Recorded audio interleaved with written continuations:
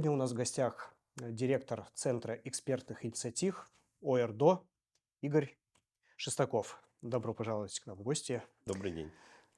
Первый вопрос, который у нас имеется. 3 сентября этого года в Пекине прошла историческая встреча генсеков СНГ ШОС и ОДКБ, где подписана дорожная карта сотрудничества на следующие годы. О чем идет речь? Получается, мы стали свидетелями трансформации интеграционного процесса в Евразии, который теперь объединяет все ключевые структуры. В принципе, встретились единомышленники, те государства, в первую очередь, которые выступают за многополярный мир. То есть, как известно, допустим, та же администрация США предлагает жить в монополярном мире, в однополярном мире, где центр принятия решений – это Вашингтон, ну и дальше вот все как бы берут под козырек. Поэтому здесь как раз вот Си Цзиньпинь, Владимир Путин, президенты других государств, той же Индии, допустим, они видят картинку мира иную, что, о чем, в общем-то, кстати, и говорилось на саммите ШОС, вот этом самом юбилейном и достаточно символичным, что мы, в общем-то, живем в мире равенства. То есть страны не должны вот доминировать. Одна страна, вот этой доминанты быть не должно. И это, в общем-то, вот было прописано и в документах, которые подписывались в Пекине. Поэтому вот такой многополярный мир, он получил, скажем, и юридическую составляющую. Другое дело, что, конечно, вы знаете, я недавно был на большой конференции в МГИМО, где обсуждались перспективы БРИКСа, который тоже рассматривается как определенная альтернатива, скажем, западному взгляду на геополитику. Но вот БРИКС, он пока все-таки в большей степени это организация клуб. То есть вот собрались президенты, пообсуждали, поговорили, тоже какие-то документы подписали, но БРИКС, он не структурирован как институты. То есть там, по сути дела, нет межгосударственных координационных органов. Да, есть секретариат, но он больше носит такой характер формальный, когда собирает всех. Вот, поэтому для ШОСа это, конечно, шанс о себе заявить как организация, которая, ну, в определенной степени, наверное, может быть альтернативой ООН. Потому что мы, как уже многие эксперты заявляют, сегодня живем фактически в условиях Третьей мировой войны. И те, скажем, заявления, которые озвучиваются в рамках Организации Объединенных Наций, они звучат, ну, как, знаете, благие пожелания. Никто особо не стремится их выполнять, те директивы. И вообще он создавался после Второй мировой войны, как известно, и сейчас мировая повестка очень сильно поменялась. Поэтому вот в рамках ШОС, в принципе, половина человечества туда входит, да, половина населения земного шара в эту организацию. Я думаю, что можно выстраивать действительно альтернативные формы международного взаимодействия. И на ультимативные действия, допустим, со стороны Вашингтона может быть альтернативная повестка мира. Поэтому вот этот документ, он, скорее всего, рассчитан на вот выстраивание таких международных отношений. Конечно, есть много еще проблем. Мы тоже не должны, знаете, носить розовые очки по поводу ШОСа. Тем более вот Кыргызстан в следующем году председательствует. Ну вот в этом году произошла, опять же, вот пограничный конфликт между Индией и Пакистаном. Они две страны ШОС. Но при этом ну, фактически были боевые действия. Что такое пограничный конфликт, мы знаем из недавней истории Кыргызстана и Таджикистана хорошо. И Ну, здесь... у стран НАТО тоже бывают Да, но здесь конфликты ШОС внутри не блока. выступил, вот знаете, не заявил о себе, что да, вот давайте мы это все приведем в мирное состояние. Не случайно ведь Дональд Трамп потом заявил, это я всех помирил, да, то есть я помирил Индию, помирил Пакистан. Он понял, что есть вакуум вот в этом вопросе, поэтому ШОСу, конечно, еще необходимо самому, отвечая за мировую безопасность, декларируя об этом, еще самому вот эти проблемы решать. Но в любом случае, вот я думаю, что саммит, который прошел в Пекине, юбилейный саммит ШОС, это, скажем, новая страница мировой истории. И очень символично был, наверное, вот парад Победы, который там прошел. Что, в общем-то, страны выступили против того, чтобы фашизм возрождался в какой-то, ну, скажем так, новые реалии для себя. Да? То есть это все-таки было направлено на то, что мир должен противостоять таким вызовам. Вы сказали, что ШОС – это почти полмира. Вот после такого заявления послушает ли другая половина мира, что стоит прислушаться к тем Здесь заявлениям, многое которые зависит прозвучали? от ШОСа, да, Володь. И вот то, что, знаете, вот обсуждался, я был на нескольких мероприятиях, которые были по итогам, и вот у ШОСа как бы наконец появилось, ну, видение. Допустим, там было подписано о создании банка ШОС. Уже не просто о том, что его надо создать. И, кстати, идея вообще родилась в Бишкеке. Многие, наверное, об этом и не знают, а кто-то уже и забыл. В 2008 году, когда Кыргызстан председательствовал в ШОС, именно наши власти предложили создать вот такой инвестиционный инструмент, который бы шел от декларации к реальным проектам. И я думаю, что вот те договоренности, которые были достигнуты по созданию финансовой инвестиционной структуры, потому что говорить можно, знаете, обниматься, говорить, поднимать тост за, так сказать, успешное развитие организации, но нужны реальные инструменты. И вот создание, скажем, запуск проекта по созданию вот инструмента как банк ШОС, я думаю, что это вот от разговоров к реальности. И вот когда такой реальности будет много, тогда, естественно, будут прислушиваться и на Западе к деятельности ШОС. А мы видим, что желающих войти в эту организацию становится все больше. Вот. И если брать, допустим, пример Запада сегодня, ну вот, допустим, Венгрия, она ведь не присоединилась ко многим российским санкциям, к примеру, да, и премьер-министр Орбан, он все время демонстрирует, что есть как бы наш национальный приоритет. То есть мы не стоим под козырек и перед Брюсселем, и перед Вашингтоном. Да? И Венгрия в этом плане, я думаю, очень хороший пример сотрудничества. Именно находясь в западном блоке, Венгрия открыта для сотрудничества, ну, и со странами, которые входят в ШОС, включая Кыргызстан. К вопросам безопасности. Президент России Владимир Путин на саммите в Бишкеке предложил начать перевооружение стран-участниц ОДКБ. Может ли это означать запуск современных кооперационных предприятий в оборонке, по примеру того, как запускает Россия и Индия? Я думаю, что это касалось, конечно, в первую очередь ОДКБ. Вот, потому что это та организация, которая отвечает за коллективную безопасность на постсоветском пространстве, ну, возьмем пространство СНГ, конечно, в первую очередь, и речь идет о южных рубежах СНГ, это граница Центральной Азии, конечно, с Афганистаном.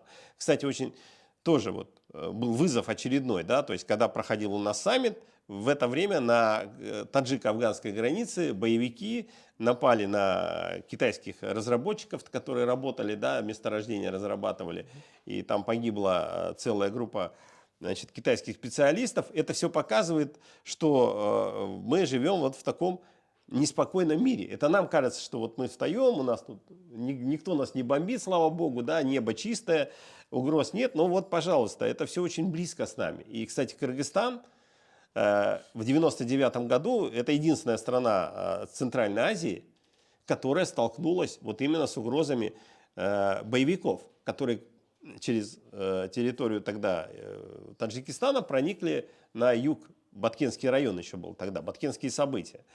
Поэтому предложения, конечно, актуальны. И сегодня, опять же, вот если вот этот последний конфликт, там использовались дроны. То есть вот эти, скажем, экстремисты, террористы, они тоже, мы, знаете, иногда их воспринимаем как это боевики в калошах, но они уже имеют современное оружие. И поэтому, естественно, для того, чтобы жить в безопасности, надо им располагать таким военным потенциалом. Поэтому я думаю, что предложение вот как раз Владимира Путина, оно было актуально само по себе, и вот эти конфликт, ну не конфликт, а в общем-то террористический акт на границе, он показал как бы своевременность вот этих заявлений. В уходящем году нельзя не упомянуть и Организацию тюркских государств. По итогам саммита этого года было объявлено о планах проведения военных учений в рамках организации. Как это коррелирует с обязательством в рамках ОДКБ? Нет ли здесь противоречий? Вот вы знаете, Володь, эту тему мы вот, как говорится, буквально недавно обсуждали на круглом столе Центра экспертных инициатив, на котором вы тоже были, ОРДО. И мы как площадка, где озвучиваются различные точки зрения, у нас вот как раз я задавал вопрос нашим участникам, нашим спикерам, как модератор мероприятия, и ответы, как бы единого ответа не было, да, то есть один из участников, бывший посол Кыргызстана в Азербайджане Карят Османалиев, как сейчас эксперт по внешней политике, дал оценку того, что вот это военное сотрудничество сегодня, это, ну, как бы требование сегодняшнего дня имеет перспективы. Ну и Мурат Бишенов, в прошлом первый заместитель министра обороны, сказал, что нет, нам надо оставаться, сотрудничать в формате ОДКБ, и он не увидел серьезного посыла в том, что сегодня предлагает, ну, прежде всего, это даже не сегодня, это вот создание армии Туран уже обсуждается вот на моей экспертной памяти, ну, последние года 4, это в региональных СМИ. Я почему вот выделил точку зрения Мурата Бишенова, потому что я, допустим, не военный человек, да, я не специалист по вопросам обороны, то есть я эксперт по вопросам безопасности, но вот не случайно мы пригласили как раз тех людей, которые имеют профессиональный опыт. И я думаю, что мнение Мурата Бишенова, оно имеет, ну, под собой основание. Он всю жизнь провел в вооруженных силах, да, и он имеет информацию, имеет опыт, имеет как бы видение. Поэтому то, что он говорит, что ОДКБ, несмотря на то, что ОТГ, конечно, будет стремиться наверняка создать и военную организацию, они вообще сейчас, вот, ну, если брать, на всех фронтах работают, да? Они ведь создали ассоциации и экспертного сообщества, и вузов, и, значит, писателей, у них очень много всего, и инвестиционный фонд, правда, пока очень скромный. Конечно, в ОТГ пока больше, знаете, больше, скажем, пиара, чем реальные возможности. Но при этом у них уже вот есть карта тюркского мира, у них есть название Туркестан, которое, кстати, отличается от нашего еще пока восприятия, да, я думаю, у нас оно и останется. Но здесь есть один нюанс, то, что касается ОТГ. Все-таки, если мы проанализируем элементарно программу предвыборную Эрдогана, когда он шел на выборы, не так давно президентские, если мы посмотрим внешнеполитические концепции ОТГ, ну, это вот один в один, как говорится. То есть это фактически является на сегодняшний день внешнеполитической доктриной Эрдогана, вот, ну, по выстраиванию тюркского мира. Но это его видение, это видение Турции. Поэтому вот я думаю, что у ОТГ, если это тоже будет как бы одна из проблем, каждая страна, участница, будет подходить с национальными интересами, национальным приоритетом. Вот на фоне усиления взаимодействия по линии ШОС, ОДКБ и также СНГ, как вы оцениваете активность западных игроков? Тот же формат С5+1, США и ЕС. Ну, формат, да, формат в свое время был в Японии рожден, но потом он перешел плавно, мы помним, в Соединенные Штаты, на уровне министров иностранных дел проводился.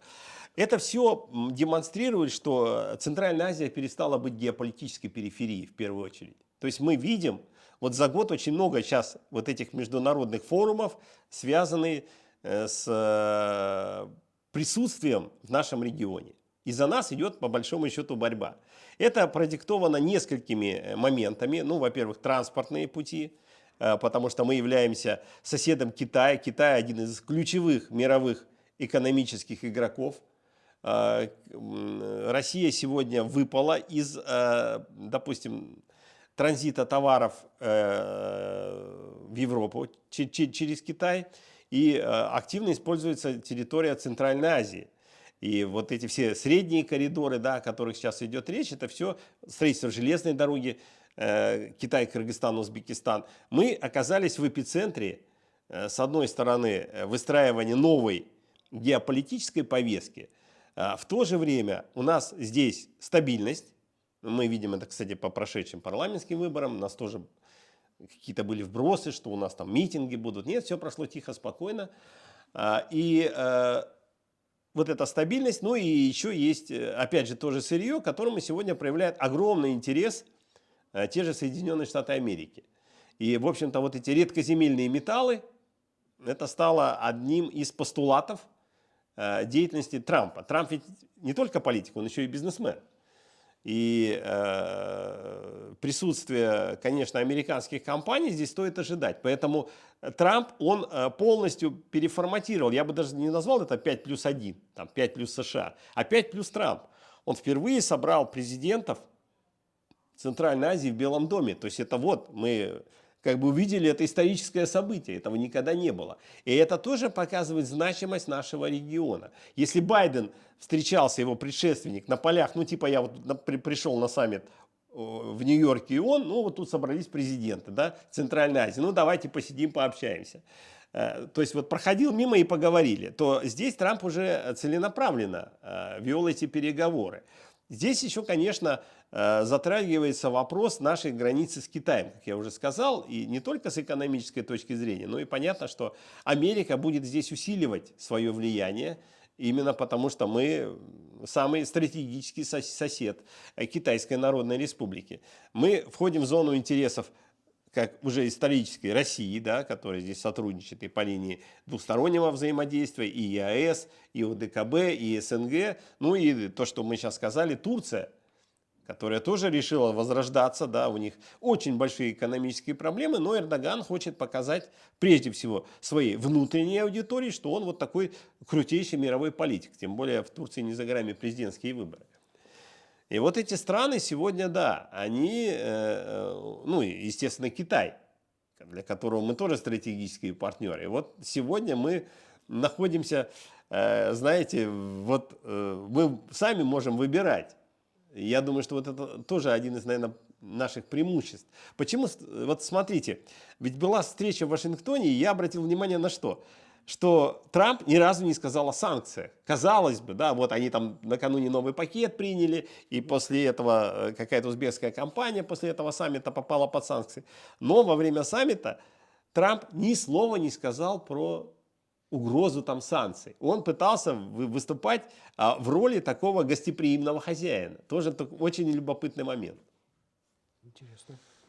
Если переводить эти политические договоренности на рельсы реальной экономики, то ключевым событием становится строительство железной дороги Китай, Кыргызстан, Узбекистан, о которой вы уже упомянули. Проект перешел в активную фазу. На ваш взгляд, эта магистраль станет примером того самого сопряжения ЕАЭС и китайского пояса и пути, или же все-таки больше геополитической конкуренции за логистические маршруты? Во-первых, Кыргызстан, как известно, не имеет выходов к морю. Мы вообще зависимая страна по транспортной логистике. У нас вот дорога жизни, я ее называю именно так, дорога нашей экономической жизни проходит через Казахстан. Мы находимся в достаточно непростом вот этом торгово-логистическом значит, направлении.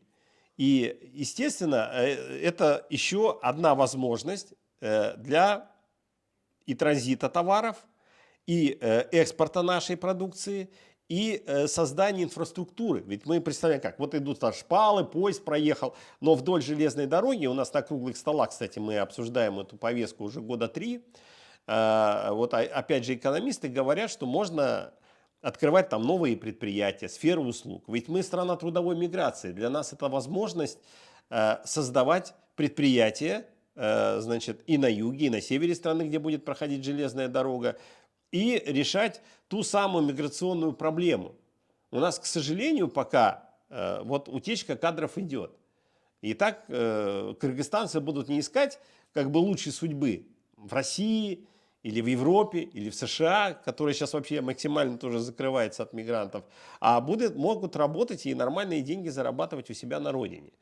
Поэтому вот эти три составляющие, мне кажется, ключевые, решает железная дорога. То есть это экспорт своих товаров, это вот подключение к транзиту, ну, в первую очередь, китайской продукции, да, которая востребована в мире, мы на этом будем зарабатывать, и создание своей инфраструктуры. с появлением рабочих мест.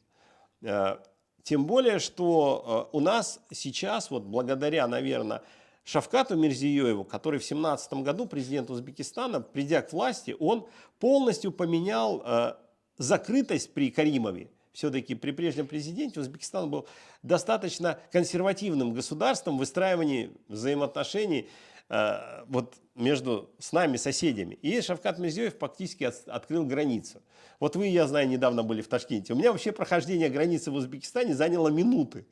То есть я даже не почувствовал ее. Да? То есть я, по-моему, на нашей территории больше в очереди стоял, чем там. То есть я за несколько минут прошел границу на юге нашей страны, значит, и даже и не почувствовав. Поэтому вот те возможности, которые нам сегодня тоже для транзита товаров предоставляет и людей в Узбекистан, я думаю, они вот вписываются в концепцию.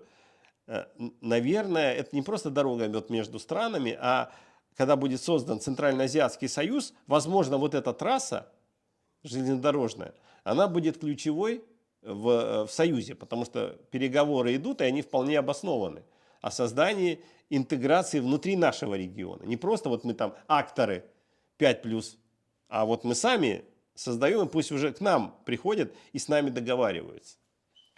Во время последнего визита в Пакистан Садыр Джапаров говорил, что договорились о выходе как раз к морю. Не пойдет вразрез этому проекту? Я думаю, что нет. Всегда должна быть Дополнит. альтернатива. Я думаю, что должна быть альтернатива, тем более мы пока ведь дорога будет построена, мы будем смотреть, как она дальше будет развиваться. Сегодня как бы нам предлагается Каспийский маршрут. Но мы, к сожалению, живем во времена глобального потепления. И сегодня Каспийское море, а вообще это озеро по всем, скажем так, нормам, о котором говорят специалисты по водной тематике, оно мелеет. И там тоже есть свои нюансы. Поэтому вот альтернативы, она всегда должна быть. Поэтому я думаю, что выход, морские пути, которые будут завязаны на Пакистане, это еще новые ворота. Чем больше у нас будет вот таких возможностей, я думаю, тем проще будет нашему бизнесу. Вот вы сегодня мне задавали вопрос по ШОС. Все хорошо, все замечательно, но нам поехать в Китай – это проблема сегодня. И вот я думаю, что когда мы будем председательствовать в ШОСе, один из вопросов, который должен был понят, это введение такого же визового режима, который Китай установил с Казахстаном и с Узбекистаном. Вот я бываю на форумах в Китае, мы получаем визы, у нас это занимает время, а по своим паспортам иностранным заезжают казахстанские коллеги, узбекские коллеги. Поэтому вот чем больше будет таких возможностей для наших бизнесменов, тем, я думаю, что будет успешнее и экономика развиваться, и будут меньше вопросов. Вообще, вот у нас же, вот, к сожалению, последние месяцы мы видели, да, очень такая нехорошая антикитайская риторика появилась в социальных сетях. Понятно, что это было инспирировано, да, но вот упрощение визового режима с Китаем может стать мягкой силой того же Пекина для того, чтобы, скажем, с общественностью вести более цивилизованный диалог. А как это скажется на отношениях с Россией на фоне ужесточения как раз-таки миграционного порядка в России, для кыргызстанцев в том числе? С Россией, давайте так, миграционно, вот на мой взгляд, я, во-первых, являюсь членом Совета по миграции при спикере парламента, и вообще, как журналист, писал эти темы с конца 90-х годов. Я могу сказать, что те проблемы, которые с миграцией возникли у России, да, это не только моя точка зрения, но и со мной соглашаются частичные российские коллеги, которые заняты этой повесткой. Это прежде всего проблемы самих российских структур, которые отвечали за миграцию. Потому что нелегальный мигрант – это элемент коррупции, это элемент головотяпства где-то в определенной степени, понимаете? Вот. Потому что это человек, который, вот, пересекая границу, он уже идентифицирован. Вот я приехал в Россию, прошел пограничный контроль, это не просто вот мне выдали там корешок, да, отметка поставлена, я уже в базе данных, да, то есть уже можно проследить дальнейшее мое пребывание и сроки и так далее, когда приехал, когда уехал. Поэтому Россия, по сути дела, сегодня наводит порядок сама у себя дома с нелегальной миграцией. Конечно, такие действия, они носят в определенной степени, кто-то пытается этот процесс политизировать. Но при этом президент Путин, когда он был в Бишкеке вот, с официальным визитом, его пресс-секретарь Песков, они как раз говорили о том, что Россия готова сотрудничать в вопросах миграции. Конечно, для нас это является подушкой безопасности сегодня. Надо говорить открыто. Наша миграция, она стабилизирует социально-экономическую ситуацию в стране, потому что, во-первых, как бы и люди заняты, и денежные переводы, это же не просто семья живет на эти 2,6 миллиарда в год пересылает. Эти деньги, они уходят в определенные сферы, в образование, в сферу услуг, в банковский сектор, да, то есть это еще, ну, скажем так, инвестиции. Поэтому, с одной стороны, конечно, наши граждане должны соблюдать те нормы, которые есть. Тем более у нас есть преференции. Я бы вообще посоветовал кыргызстанцам чаще заглядывать в правовые кодексы Евразийского экономического союза, где мы имеем целый пакет преференций. И если он не соблюдается, допустим, не бывает идеальных вещей, да, кто-то там, может быть, из полицейских или из соответствующих российских служб, ну вот, не соблюдает их. Всегда можно обращаться, да, то есть и есть соответствующие органы, включая, кстати, Евразийскую экономическую комиссию, где находится наш представитель, который тоже отвечает за вопросы миграции. Это первое. Второе, мы сами, вот, вы помните, в майские события 2024 года в Бишкеке, где, в общем-то, нелегальные мигранты, которые к нам сюда приехали, они тоже стали, в общем-то, поводом для беспорядков. То есть мы сами с этим сталкиваемся. Когда мы говорим, вот обращаем внимание, как Россия ужесточает там какие-то вопросы нелегальной миграции, я думаю, что нам и уже ГКНБ это показало, как они проводили рейды и тоже смотрели, имеет ли легальное право вот находиться там с Бангладеш, с того же Пакистана, да, или они нарушают наше законодательство национальное. Ведь это вопросы безопасности. Поэтому я думаю, что мы в определенной степени в одной повестке с Россией. Другое дело, что не должно быть нарушений прав наших граждан, которые законопослушны и не нарушают никаких, скажем, российских правовых положений, а на честных основаниях там работают. Такого быть не должно. Тем более мы сегодня, наши президенты говорят, что мы дружественные страны и стратегические партнеры и союзники. И для России трудовая миграция, по сути дела, это мягкая сила. Вот единственная мягкая сила, которая работает широко на общественность, это не образование, это не школы. Это вот именно наша трудовая миграция. После прошедших парламентских выборов в Кыргызстане можно ли говорить о начале нового политического цикла? Чем он будет отличаться от предыдущего? И какие вызовы сейчас стоят перед властями Кыргызстана? Ну, во-первых, эти выборы первые, на моей памяти, за последние 25 лет как минимум, когда не участвовала партия президента. Мы не просто перестали быть парламентской республикой, у нас как вот партия президента, как самый такой активный участник выборов прошлых лет, они, по сути дела, получали контрольный пакет Жогорку Кинеша. Но еще в 2017 году по решению наших властей, прежде всего Садыра Жапарова, такой партии нет. И я думаю, что это очень правильная тенденция, потому что сразу появляется политическая конкуренция среди самих депутатов.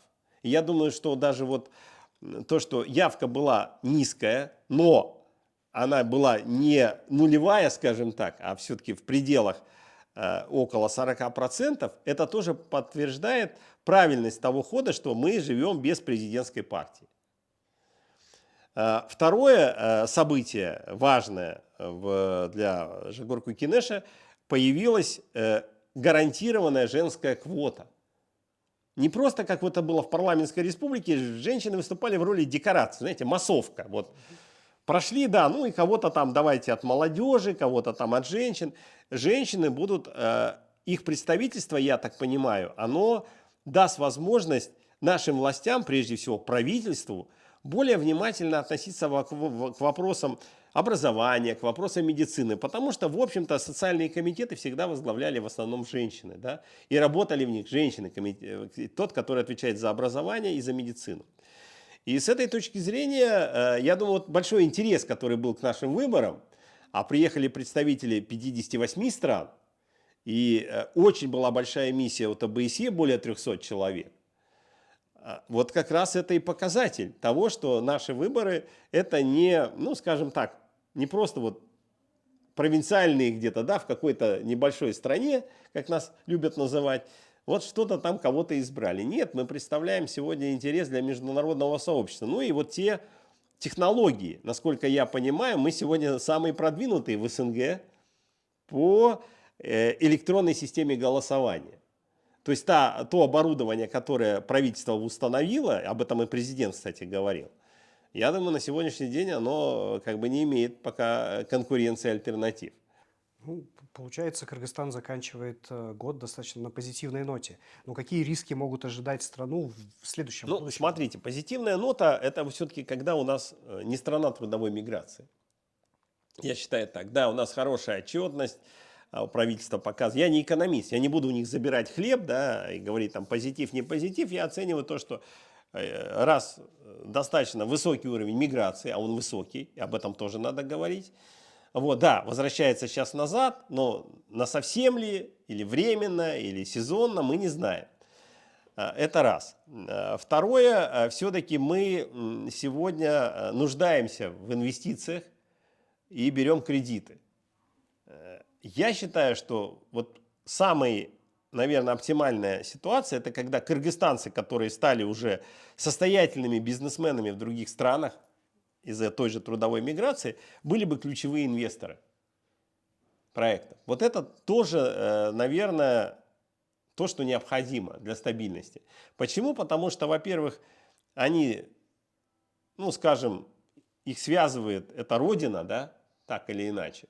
Во-вторых, они хорошо знают специфику тех регионов, как там надо делать, включая сохранение экологического баланса. Ведь вот сейчас это тенденция, там, редкоземельные металлы. Да, мы проводили тоже круглый стол не так давно. И, в общем-то, тревоги, которые высказывались специалистами на нашем мероприятии, какие есть геополитические ловушки в редкоземельных металлах, вот в ОРДО обсуждалось, говорили о том, что а насколько те же западные компании будут учитывать значит, соблюдение экологического баланса, насколько они в этом заинтересованы. Не просто вот так выкачать, да, и оставить непонятно что, ведь вопрос Кумтора ведь тоже был связан с экологией в том числе. Один из, помимо того, что как распределялись доходы от золота. И я думаю, что вот Кумтор показал, что требуется очень такой мощный контроль со стороны государства, чтобы мы не остались в экологической яме, и толком даже не получив доходов от золота, как это было при Акаеве, допустим, и дальше. Поэтому я думаю, что, вот, конечно, инвесторы из самого Кыргызстана, сами кыргызстанцы, это тоже было бы, наверное, такой положительной тенденцией.